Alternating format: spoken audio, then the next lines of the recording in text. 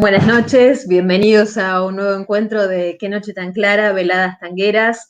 Estábamos escuchando el disco Arcadia y el tema Arcadia, que es el último disco de Astillero Tango, dirigida por Julián Peralta.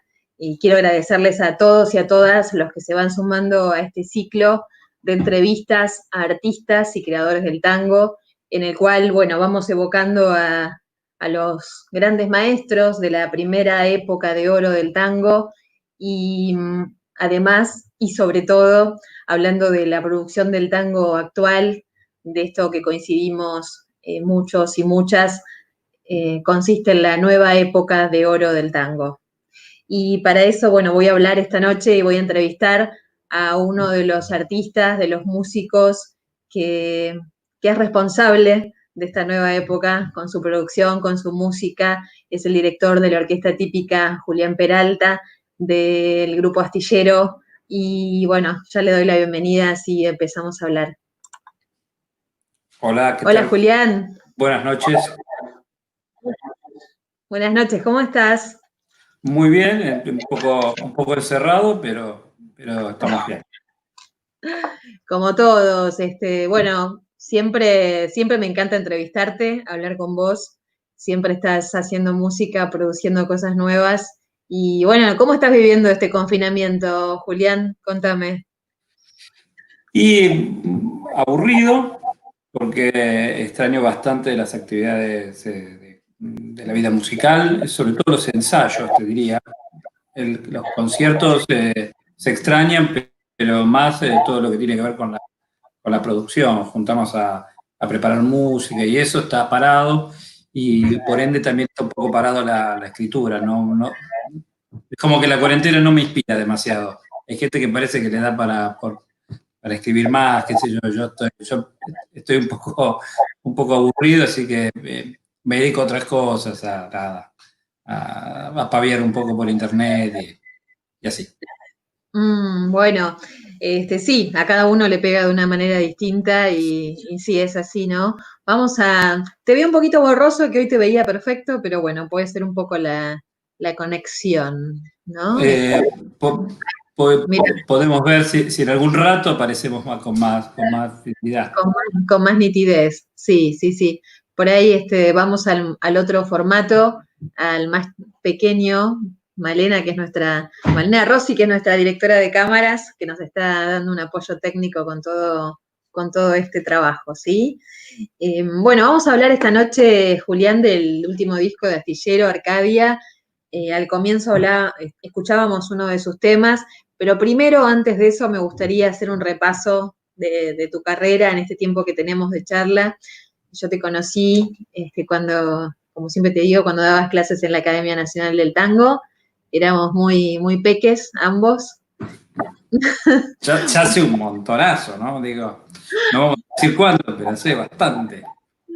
Hace un montón, bueno, nada, con 20 años, no sé.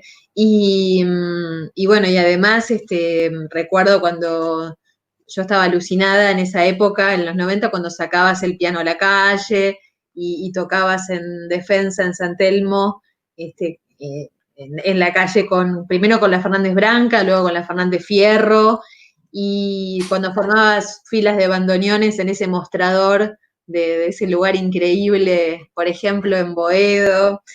Contame un poco de esa época para los que nos están escuchando, eso y en qué consistió la máquina tanguera.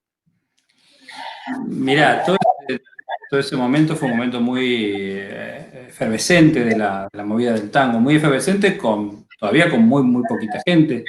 Éramos realmente contados los músicos que empezamos a tener algún contacto con el género. Y ese contacto digamos, dando de una manera cada vez más explosiva, con más amigos que se querían sumar.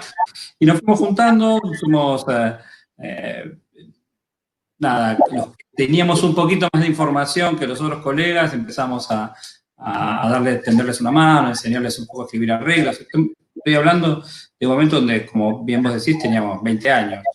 Y uno decir que le estaba enseñando a uno que tenía 22, a alguien que tenía 20, arreglos, en realidad era un poco intentar entre todos ayudarnos y entender un poco más de qué la iba, un género que había estado, digamos, como decía Lorza, ¿no? Estuvo en una siesta.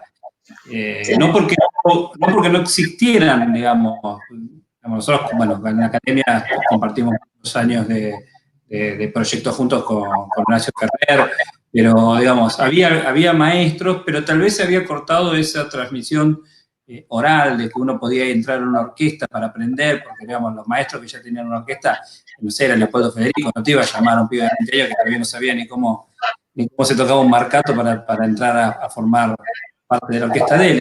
Entonces, el aprendizaje se hizo un poco así, medio a los ponchazos, y fue muy, muy, muy divertido porque nos juntamos al cabo sería de un año, como 90 pibes que queríamos tocar tango, y hacíamos unas festicholas en una cosa que se llamaba La Máquina Tanguera. Era como un club hermoso, nada, era una torrancia fantástica, que nos juntamos ahí en Boedo, armábamos conciertos donde pintaba, como vimos decís. De repente tocamos en un bar que la única condición era que tenía un piano, que estaba medio desafinado, lo conseguíamos alguno que lo afinara, y como no había espacio en ese bar, no sé, los bandoneonistas todos a la barra. Entonces, sí. Total, nadie tenía ningún problema con nada. Y así fue como terminamos tocando en la calle. Digamos, no había espacios para tocar tango y que la gente joven se pudiera acercar, digamos. Que una persona que tuviera 20 años como nosotros pudiera acceder a ese espacio. Así que decidimos hacer una estrategia un poco más beligerante, tipo guerra de guerrilla, y nos mandamos directamente a los lugares donde había gente a tocar, y eso generó todo un efecto súper interesante, y sobre todo más movimiento de otros colegas que hay muchos colegas con los que ahora comparto hacer música que me cuentan de que empezaron a tocar música porque vieron a la orquesta en la calle. Entonces dijeron, che, pará, el tango lo hacen gente joven, está bueno, no es una cosa de viejos. Y como que esa relación mucho tuvo que ver ese tipo de militancia un poco callejera, digamos. Y nada, los recuerdos que tengo son súper felices de esa etapa, muy, digamos así, de mucha energía. Y nada, la Máquina Tanguera era una especie como de sindicato donde teníamos algunas reglas políticas para poder seguir sosteniendo la idea del tango.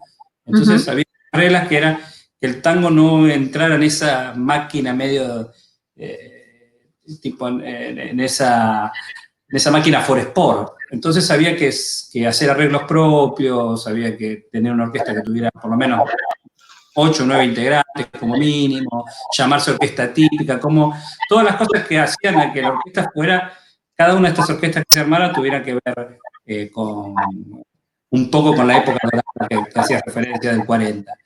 Y eso era como una especie de decálogo de reglas, ya no me acuerdo si eran 10 pero que tenía que ver con, tal vez te acordás porque somos más o menos la misma generación, Dogma 95, que era bueno, en realidad la Máquina Tanguera sale con un dogma como los de Dogma 95.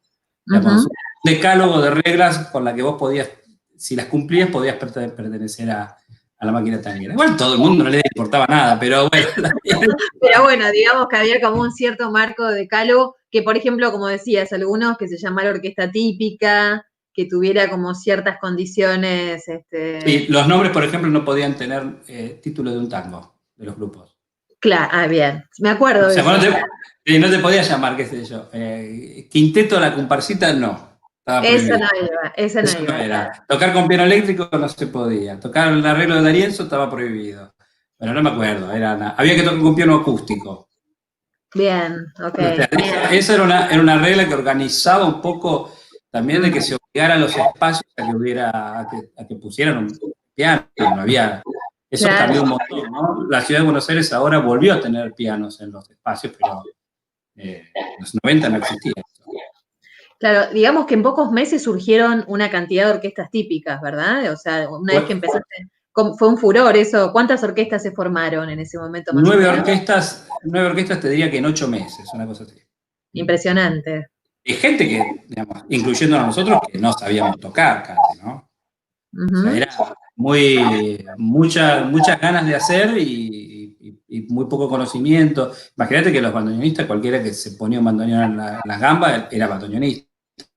No importaba si recién tenía el mapita al lado para saber dónde estaba el do. O sea, con eso arrancábamos. Pero la verdad es que fue una experiencia hermosa porque con el correr del tiempo eso, digamos, dio una cantidad de colegas, muchísimos de los colegas que están tocando ahora de mi generación arrancaron en esa movida. Sí, como vos decías, ¿no? Luego de muchos años que en nuestro país hubo un silencio respecto del tango, como decía Lorza, ¿no? Que fue proscripto, que fue reemplazado el tango por otros géneros musicales, vivimos la dictadura, digo, esto de que surge, tu decisión que surge en los 90, en los años 90, de hacer música popular, de hacer tango, y por otro lado, no en soledad, ¿no? Sino en comunidad de artistas.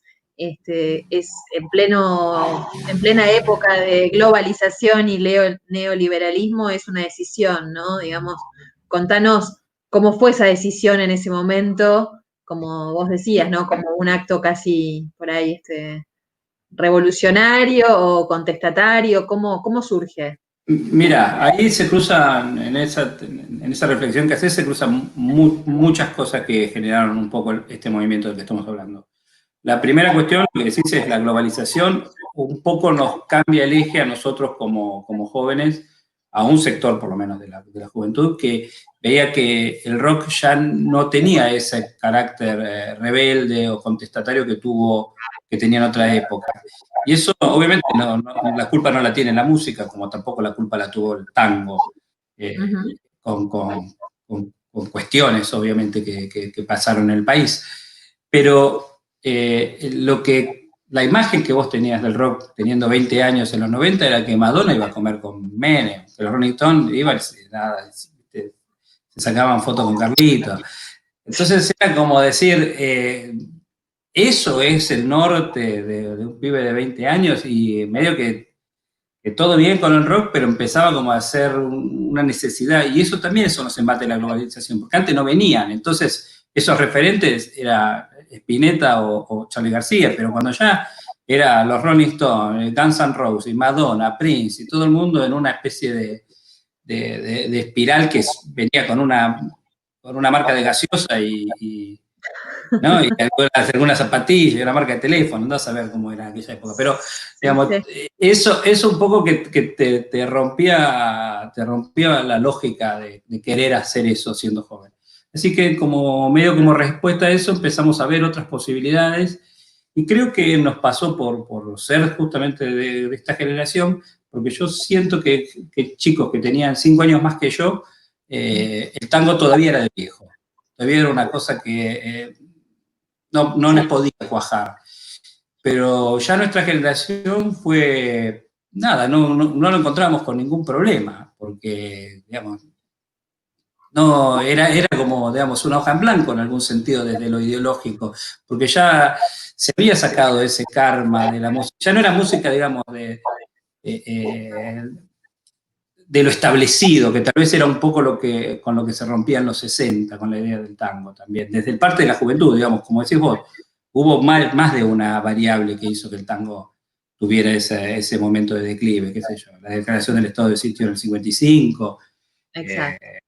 La invasión, digamos, también por cuestiones, obviamente, geopolíticas, que después de la Segunda Guerra Mundial empezaron de nuevo a meter música desde los países centrales.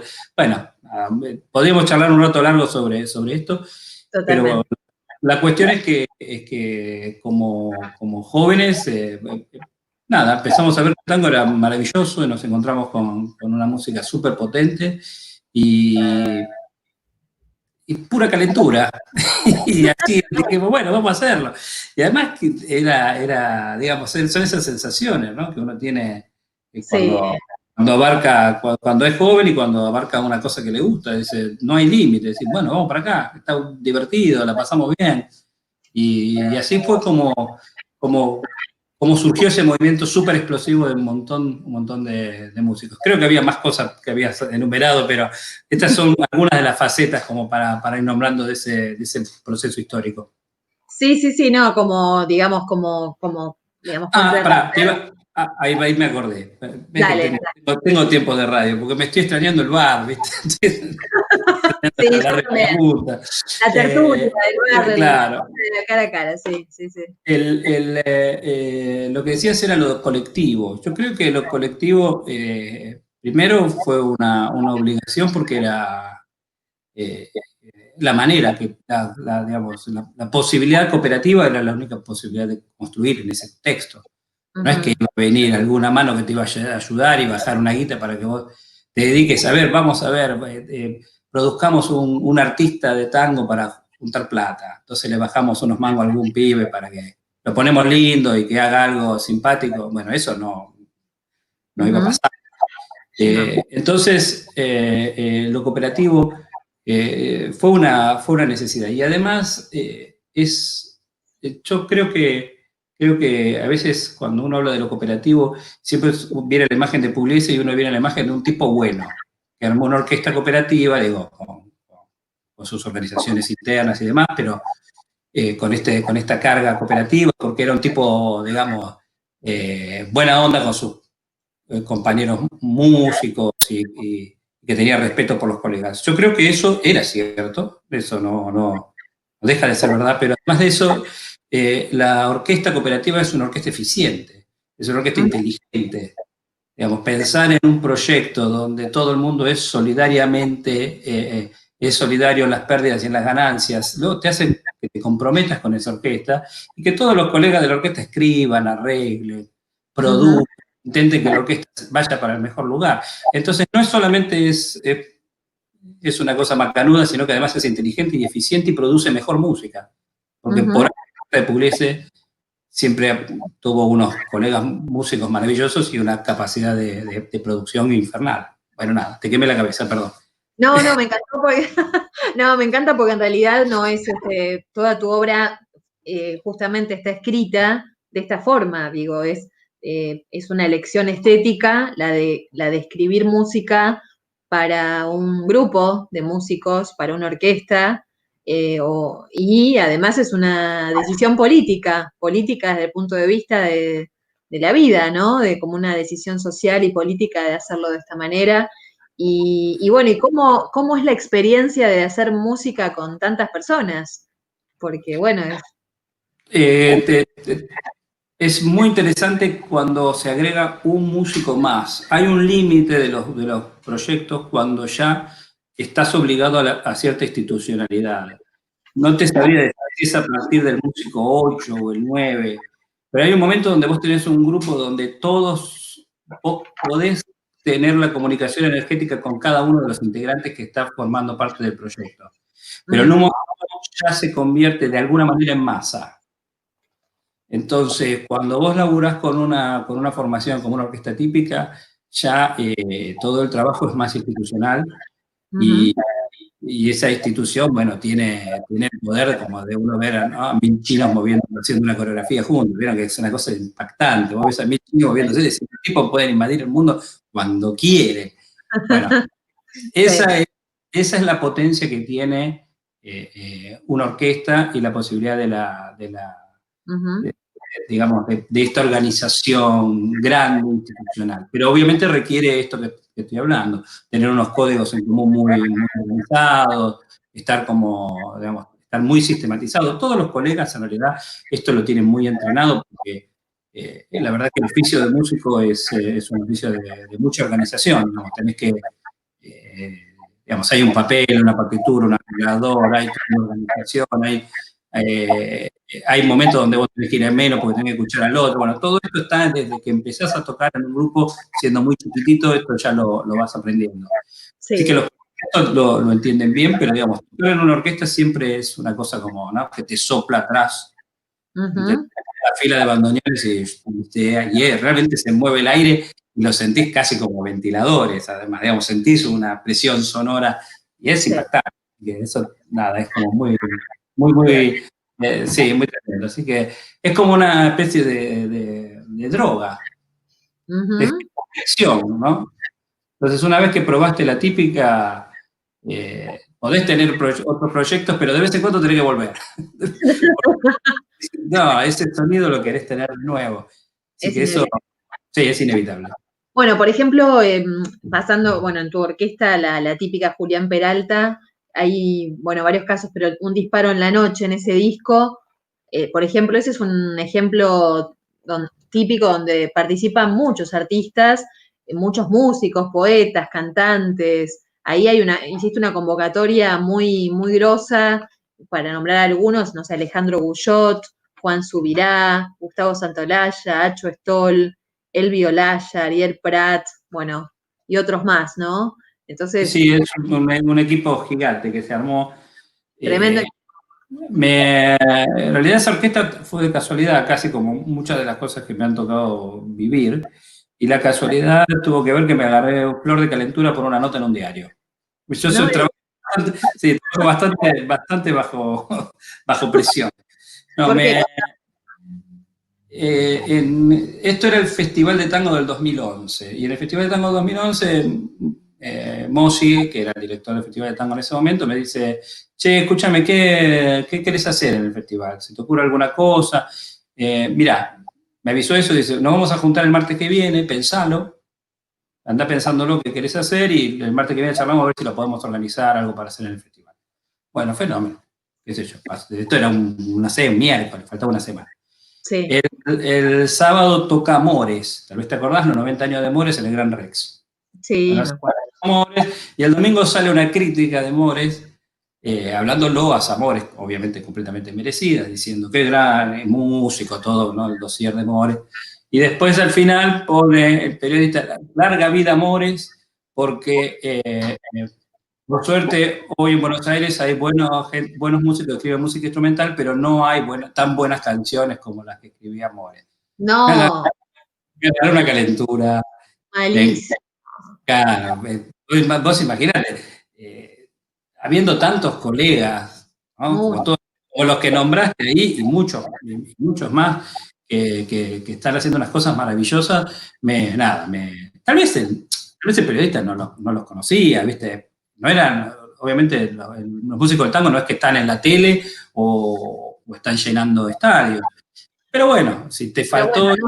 no se informó, digamos, partía Exactamente. de la Si te ignorancia. faltó, si te faltó recorrer algunos bares, bueno, pero no pongas nada, pero tampoco le pongas tierra a los colegas encima. Bueno, me enojé. Como te habrás Sí, imaginado, me enojé. Entonces lo me re- enojé. Y el martes le dije a Gustavo, escúchame, yo quiero armar una típica con canciones.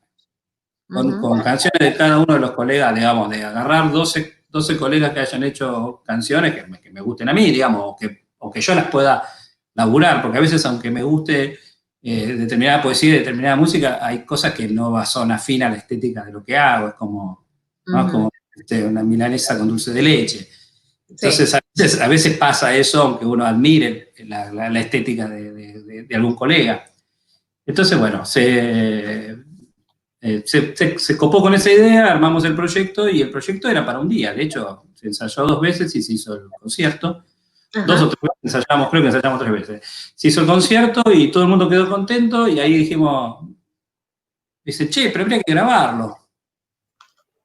Bueno, si todo el mundo se copa, lo grabamos. Bueno, la cuestión es que todo el mundo me dijo ahí, bueno, si no, coordinamos un horario, lo grabamos. Bueno, fenómeno, fuimos hablando y claro, yo me cometí el error de decir, bueno, preguntarle a cada uno, cuando llegaba, éramos 30, cuando llegaba el 25, alguno ya no podía.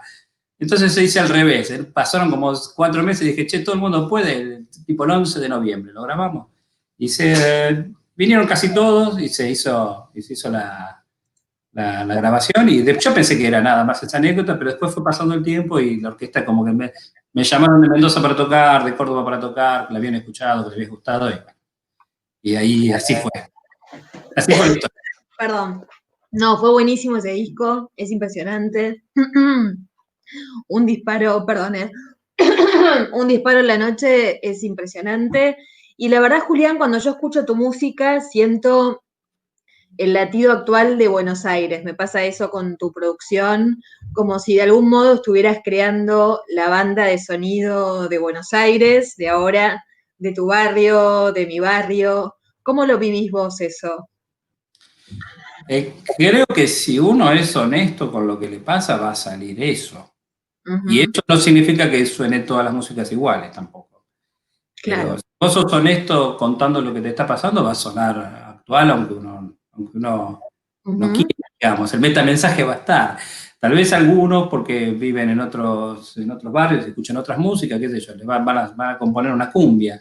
Y otros claro. componrán otro tipo de música, pero en realidad será la representación de su contexto si uno no está afectado y fingiendo ser una cosa que no es.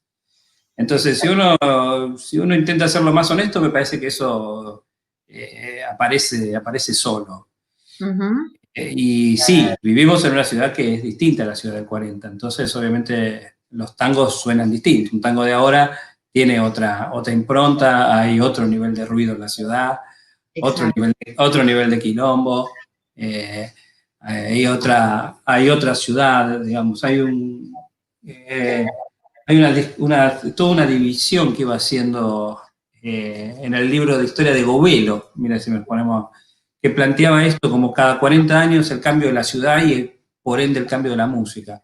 Ha Ujú, sido, digamos, más actual y tal vez un poco más logrado de lo que le planteo del libro de Gustavo Varela, de Tango y Política, digamos, la sí. relación, la relación de las ciudades, todo el contexto, toda la atmósfera social, cómo influye en la música. Y me parece que es directo esa relación. Así uno también se pone a pensar, ¿no? La psicodelia del 70 también tiene ese contexto, digamos, esa atmósfera sociológica, por lo menos de las culturas de Occidente, tal vez, ¿no? Digo, tal vez un iraquí no tenía mucha, iba a ser una música como ¿no? del flower power, pero, Sí, pero sí, creo que se entiende el espíritu de lo que digo, digamos, si uno sí. está en un contexto, suena a ese contexto. Ujú, totalmente. Te escuché citar al poeta Horacio Ferrer, que antes lo nombramos y que ambos conocimos, y digamos que decía que la historia del tango no estaba hecha por los mansos, sino por los revoltosos. Horacio Eh, siempre fue muy lúcido para pensar el tango y la historia cultural de una manera muy inteligente. Es una idea maravillosa porque en realidad toda la construcción de la gente que nosotros conocemos como ídolos del género han sido traidores a la tradición que suponía que tenían que seguir. Por eso los reconocemos. Esos traidores han sido ujú, traidores y esa traición ha sido una revolución positiva, para decirlo de alguna manera. Entonces se convirtieron en próceres, no en traidores que le cortaron la cabeza a la guillotina, sino que ujú. después terminaron en billetes, por ponerlo, digamos, en un ejemplo histórico un poco más simplista, medio de Walt Disney, lo que acabo de decir. No, Eh, no, pero digamos, eso pasa con la música. Digamos, Troilo es conocido justamente por hacer cosas distintas a las que hubo. Y ujú, lo que pasa con Piazzolla, lo mismo con Pugliese, lo mismo con Salgán, lo mismo con D'Arienzo. ujú, exacto. Tal vez, digamos, dentro del discurso como musical, digamos, como no tenía una calentura por la elaboración tan meticulosa, tal vez como Salgán. Digamos, tenía como un tufo de una música simple, Ujú, nada de simple, ¿no? Además de que la música es impresionante y súper súper interesante, el tipo fue un revolucionario que si no hubiera sido por él y la idea de ese marcato y una orquesta así rabiosa, te diría que no tendríamos tango, no estaríamos haciendo esta charla acá, no nos hubiéramos ujú. conocido. Exactamente, sí, sí, sí. Bueno, de hecho, el primer músico de tango que escuchaste fue Troilo, ¿no, Juli? Yo no sé quién fue el primero, porque yo escuchaba tango un poco de casualidad, digamos, sin mucha conciencia de eso, como, qué sé Sí, yo, nada, pasaba, no sé, en el zapping, que no era con control remoto ni nada, era con ir a la tele, pero en el así que, zapping, sí, claro, sí, pasaba, o así, clac, clac, clac, clac, no sé, te estoy tirando una que es ya denota demasiado la edad. Bueno, en ese zapping, digamos, aparecía, qué sé yo, Grandes Valores o algún programa de música, y uno escuchaba tango. Pero la verdad es que la primera vez que lo escuché desde la perspectiva de la elección de uno como persona, encontrarse con esa música, ir a su pieza adolescente, también eso es interesante, ir a ponerle play a un cassette. Sí. Fue, digamos, la primera relación con eso, con el tango, fue Ojos Negros de Troilo, que hice así, ¡plac! Puse play, y fue un antes y un después en mi vida, porque encontré una música, como decís vos, sincera, y de acá. Y es espectacular, ¿no? Increíble. En ese momento estudiaba, me gustaban siempre las sonoridades grandes, como veníamos hablando, entonces quería escribir arreglos para Big Band. Tenía que estudiar jazz, si no querías hacer música académica, no querías tocar música clásica, estudiar jazz era algo como serio. Dentro de la música popular era algo serio. Y es verdad, es una música seria que es muy, muy, muy, muy trabajosa y que hay que hacerla con mucho amor, como todas. Pero la cuestión es que encontré en el tango y dije, che, esto, bueno, en realidad en algún sentido debo haber sentido que era mejor que el jazz. Pero ponerle que sea, digamos, es tan bueno como el jazz y encima me hace tan bien, digamos, me siento tan en casa, tan identificado. Imagínate, escuchás una frase de Troilo o, no sé, ese arreglo era del ruso Spitalik y nada, te volaba la cabeza. Sí, ¿Lo llegaste a conocer a Spitalik? ¿A quién? Ismael Spitalik. O No. Spitalik. No. Justo, digamos, ahí si lo enganchabas era como Tito estaba falleciendo cuando nosotros empezamos a cantar. Ah, sí, mira. Un bandoneonista, un bandoneonista que arreglaba para Troilo, arregló para muchos, tocó muchos años en la orquesta de Pugliese. Claro, claro. Julián, después por otro lado, bueno, vos creaste el Teatro Orlando Goñi, ¿no? Junto con otros compañeros, ¿no? Colegas. Sí, es parte de esto de lo que estamos diciendo, de la necesidad de organizar. ¿Sigue funcionando el teatro, Julián? Sí, sigue funcionando, lo están manejando los chicos de Ciudad Baigón, así que el espacio está, lo que está buenísimo, porque hablando de esto de que haya espacios con piano y demás, lo mismo que el CAF, cuando armamos el CAF, digamos, también era eso, que haya un espacio para que se pueda hacer música de tango, no sé, un sábado a la noche, no que te manden el martes a la tarde, digamos, claro. Y que haya las técnicas como para que suene eso con dignidad. Y tanto el CAF como el Galpón B, que es como se llama ahora el teatro, siguen funcionando y son espacios, la verdad que reductos donde hay muchos colegas que van a hacer cosas. A ver, veremos cómo van a sobrevivir, ¿no? En esta nueva situación, porque es bastante crítico eso. Así que ojalá esos espacios, sobre todo estos espacios que son, hay más de estos, que están organizados por colegas, son difíciles de sostener porque obviamente no son dueños del lugar. Y bueno, y no es que las entradas son grandes producciones que se cobran mucha plata, así que... Sí, por supuesto, sí. Bueno, y ahí... Se vive en línea. Pasan todas las orquestas del tango actual, ¿no? Con Galpón B, el Centro Cultural, el Fernández Fierro, son lugares que, bueno, sí, tal cual, como vos decís, se los van bancando a pulmón y bueno, la programación del tango de hoy es buenísima. Igual los invitamos porque está buenísimo esto que está en YouTube, que es cómo se hizo, es un mini documental de un corto de cómo se grabó el disco, está muy bueno.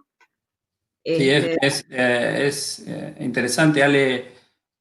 Alejandro Díez, que es el realizador, ese que hizo los documentales de Un Disparo Noche 1 y 2, tiene, digamos, no se dedica únicamente a cuestiones de música o del tango, ha hecho muchos otros documentales, ha estado en África laburando con cuestiones de los Médicos Sin Fronteras, bueno, nada, todo un trabajo que hace muy de investigación, Ale, que es un tipo muy interesante, pero bueno, en relación al tango, vino y dijo, che, escúchame, yo siempre vengo y los filmo a ustedes, y filmo cómo están, digamos, a ustedes tocando y todo lo que hacen.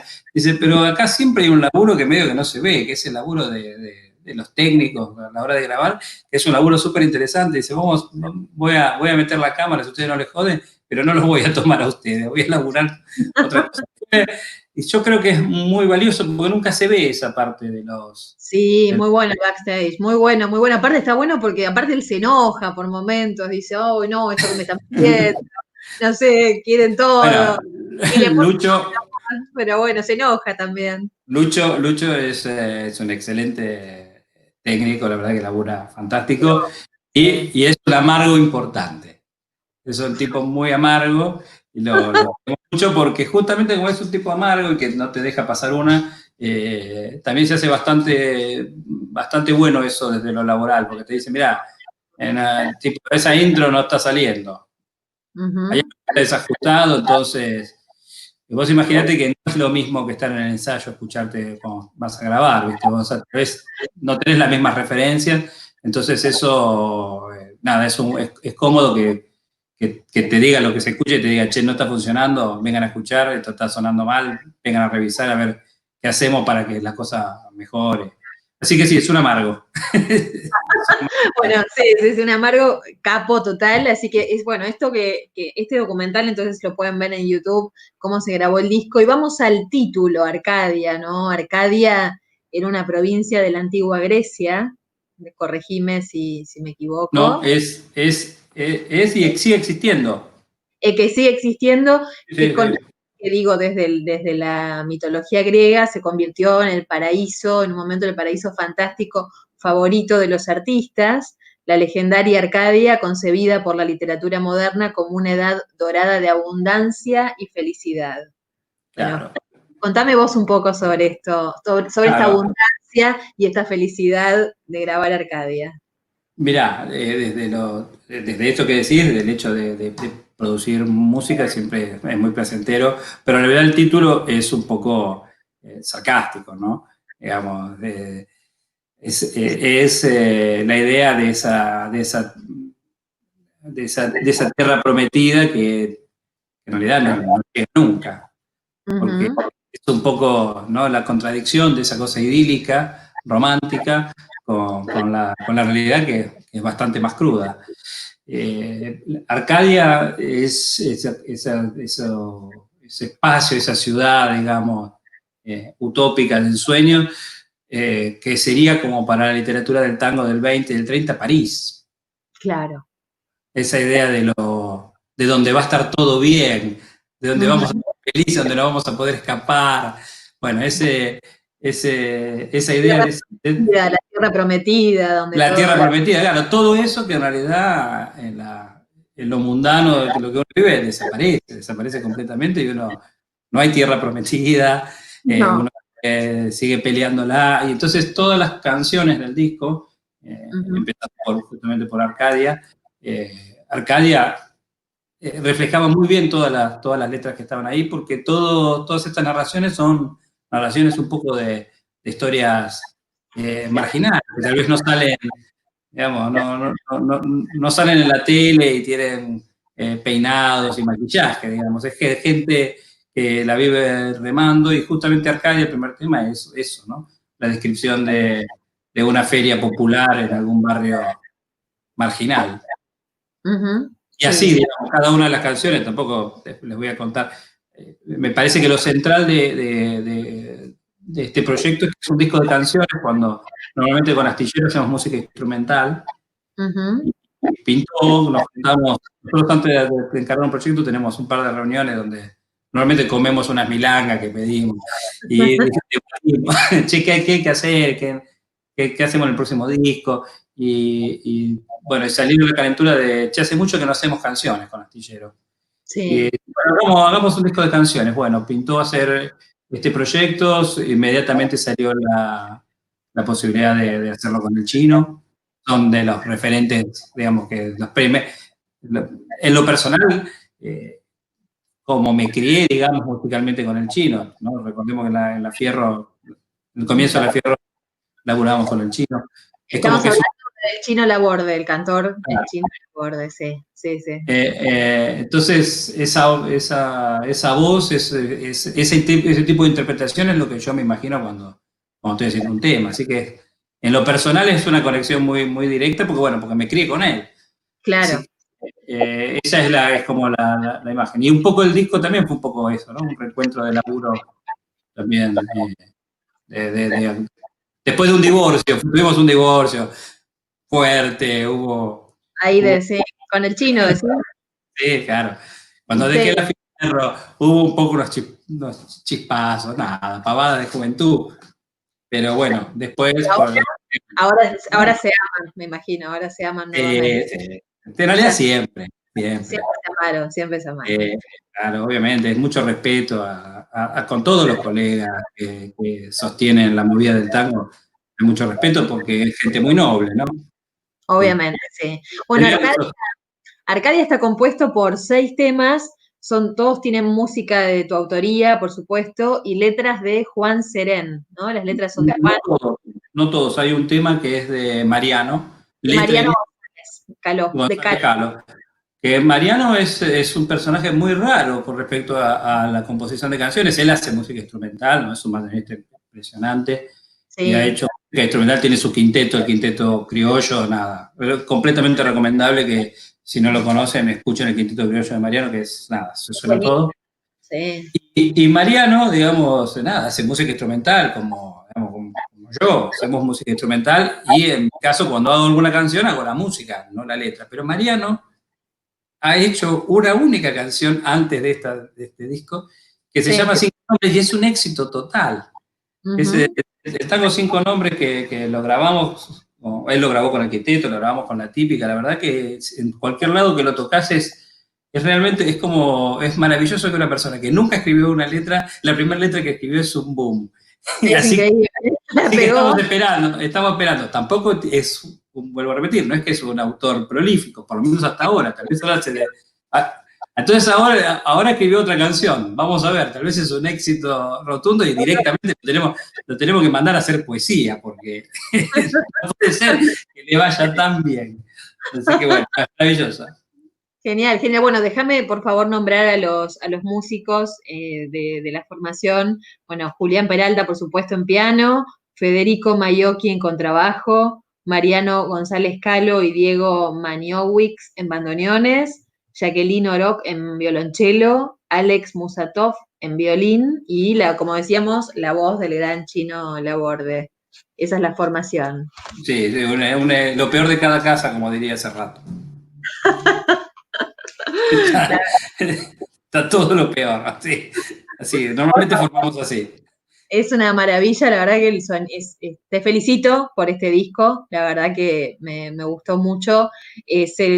A mí me llama la atención de los discos de Astillero, vos sabés que yo los voy siguiendo y siempre los escucho, me encanta escucharlos en vivo, lo disfruto, sabés que voy a tus conciertos, bueno, me encantan, y van cambiando los estilos de los discos, ¿no? Empezaron ahí con un tango primero más violento, entre comillas, más de ruptura, luego pasaron a otro con una tensión diferente, luego un universo más clásico, cuando hiciste toda esa presentación con la orquesta de cuerdas, ¿no? Tan lírico, tan precioso, digo, con otro estilo completamente distinto.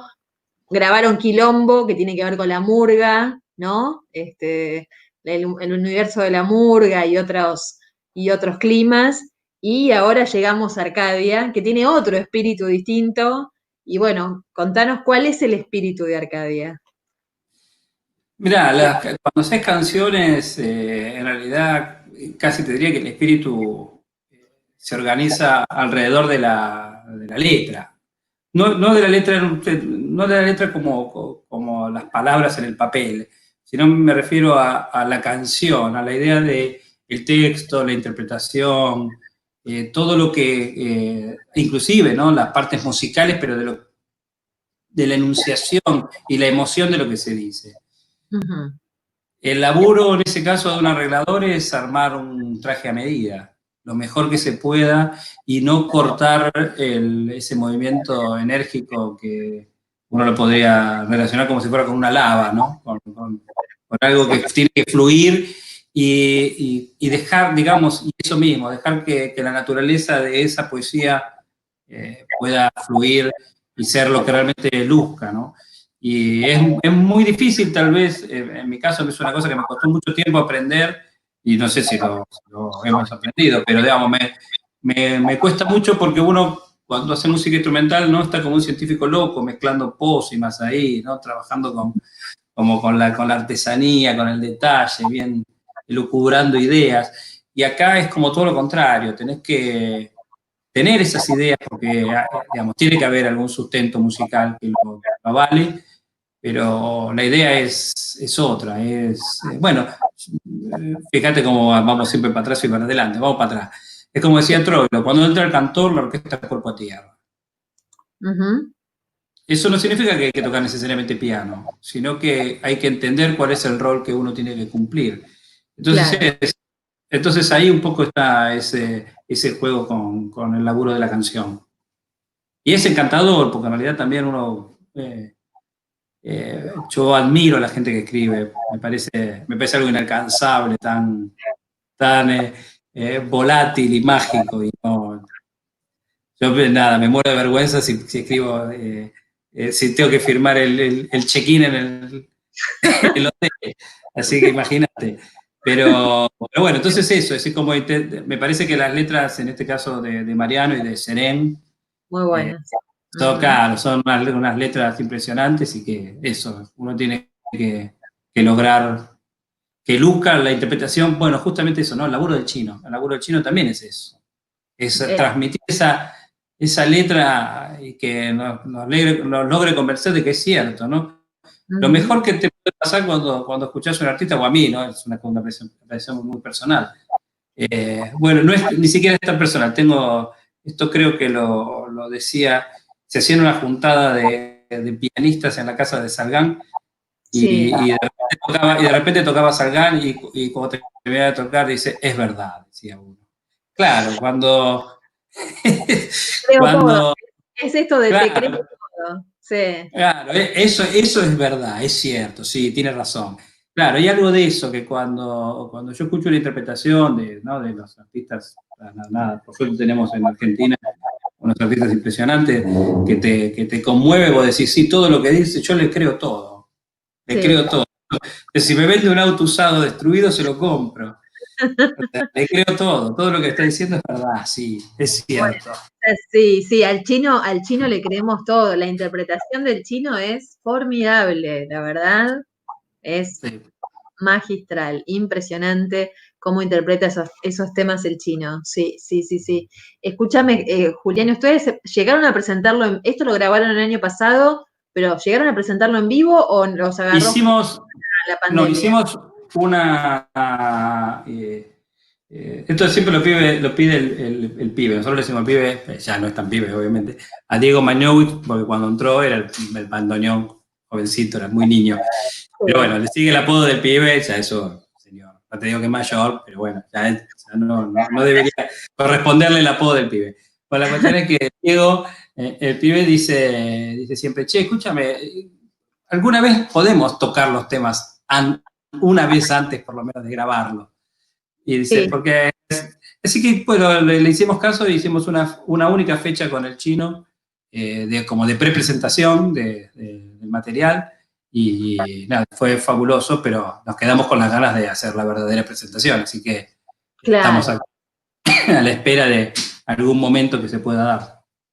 Ok, o sea, será para después. Bueno, mientras tanto, para los que lo quieren escuchar, ya está en todas las plataformas digitales, está en Spotify, en YouTube, en Apple Music, Bandcamp, no sé si me olvido de alguna, Juli. O sea, yo no tengo menos tecnología. No tengo idea. Están Bueno, ahí. Si en lo todas, buscan, pones en está en, algún lado y aparece. está en todas esas, sí, sí, sí. Bueno, recomiendo mucho este disco. Hoy justo hablaba con un colega mío de Página 12, que sé que te estuvo atosigando ahí pidiéndote fotos y cosas para una nota que está preparando. Sí, Y y me retó que no tengo fotos. Tiene razón. tenés que Me tener pidió, fotos. Y yo no tengo ni celular, ¿entendés? Es muy complicado mi vida con las fotos y eso. Seguí sin celular, Julián. Digo sin celular, claro. Es impresionante, es un acto de resistencia también, como haber creado la Fernández Fierro.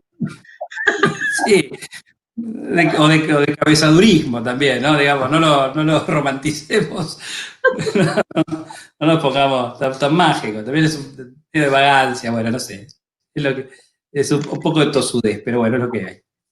Claro, bueno, justo hoy hablaba con él y, y bueno, justo hablábamos del disco, los dos lo habíamos escuchado y estábamos intercambiando opiniones y decíamos que en comparación a otros discos de Astillero, este es un disco que perfectamente se puede pasar en la milonga, que es bailable también. Además de poder escucharlo y disfrutarlo en un concierto, nosotros que bailamos, creemos que es bailable también. Mira, yo creo que tal vez tiene que ver con esto de que son más canciones, como con esto que te decía, cuando te pones a música instrumental la pensás de concierto, ¿no? En general tiene más, no es obligatorio, pero es un poco la realidad que nos tocó. Yo creo que nosotros tuvimos una mala experiencia en nuestro momento histórico donde empezamos a armar proyectos, yo creo que hubo una mala experiencia con el mundo del baile, porque claro, hacemos una música nueva, todavía no había onda con que hubiera una música nueva en la milonga, medio que nos sacaron las patadas. No malamente, pero digamos, quiero decir, la verdad es que no les interesaba que estuviéramos ahí. Y después nos dimos cuenta que pasaron un par de años y la gente de la milonga sí se empezó a copar. No toda, obviamente, pero digo, un sector de la gente de la milonga empezó a bailar tango nuevo y eso fue, nada, un poco, nada, una cosa que tal vez en algún momento nos tenemos que poner directamente a pensar hacer un disco de tango como podamos nosotros, pero pensado directamente para la milonga. Tal vez es el próximo disco. Se llama Pa' Milonga y hacemos una... Claro, y así. Me Para hacer encanta. otra cosa distinta, como ves, que nos vamos siempre. En Vos realidad vas por el vamos, camino. sí, vamos, tenemos un auto que le anda muy mala dirección. Y nos vamos chocando contra las paredes, pero bueno, es lo que podemos. No, por favor, Julián, sos un capo. Me encanta siempre entrevistarte. Siempre es un placer hablar con vos. La verdad que te felicito porque no parás de hacer música, de hacer producción. Como te decía antes, siento que sos un artífice de la nueva banda de sonido de nuestra ciudad y la verdad que te admiro un montón. Me encanta hablar, me encanta escucharte y bueno, te felicito por este último disco lo recomiendo, le recomiendo a todos que lo escuchen y esperemos que pase pronto este temblor, esta pandemia que nos acecha a todos y que te podamos volver a escuchar en vivo otra vez, que es una experiencia extraordinaria realmente. Bueno, muchas gracias por las palabras y muchas gracias por la invitación, que nada, siempre es lindo eso, estar conectados. Un placer, Julián. Bueno, te mando un abrazo enorme y bueno, a todos a escuchar Arcadia entonces. Y bueno, y ojalá que no te aburras tanto y hagas canciones y nos sorprendas. Algo vamos a tener que inventar, porque de 6 meses de embole algo voy a tener que hacer. Así que Tiene que vamos. salir algo, por favor, te lo pedimos. Julián, te mando un abrazo enorme. Gracias. Bueno, un beso para vos. Un beso. Chao.